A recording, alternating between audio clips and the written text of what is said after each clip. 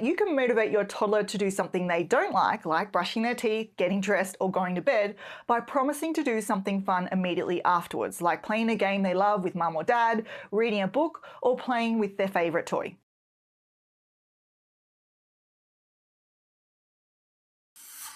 All the way, all the way.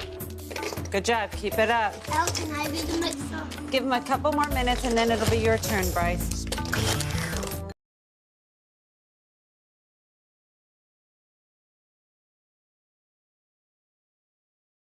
Your toddler asks for a cookie and you say later. 5 minutes go by and they say, can I have a cookie now? And again, you say later, sweetie. Then 2 minutes later, they say cookie. Now, the reason they keep asking is because later actually means nothing to your toddler.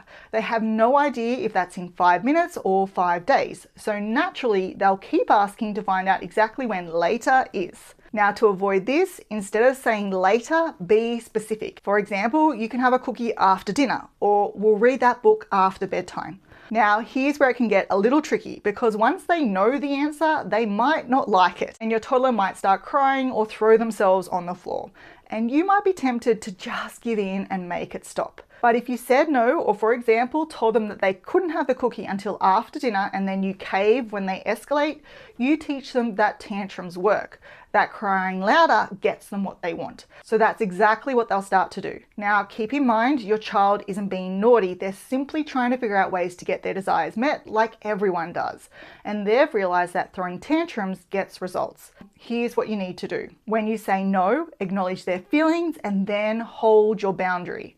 You're upset you can't have the cookie right now. I get it. You can have the cookie after dinner. You're not changing the rule. The answer is still no. When you consistently hold your boundaries like this, over time, your toddler learns that your answer is final and those tantrums start to fade because they realize that they don't work anymore. But this takes time.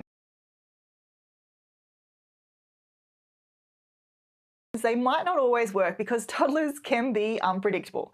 What works one day might not work the next. That's why it's so important to have a variety of strategies in your parenting toolbox to turn to when you're struggling to get your toddler to cooperate.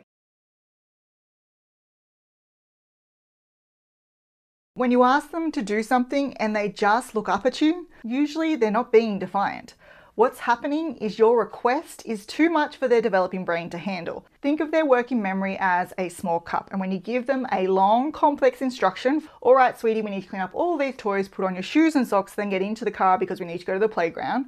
What you're doing is pouring a jug full of information into that tiny cup, most of which then spills out before they can even process it. This isn't because they don't want to do it, it's simply because you're breaking rule number one, you're not matching your words to their abilities. So here's how to fix it. When you need to ask them to do something, give a short direction that matches what their brain can handle. So at around 18 months of age, you want to stick to a single step direction like put your shoes on. By the time they're 2, many toddlers can manage directions that consist of 2 steps, but they need to be closely related. For example, get your shoes and put them on.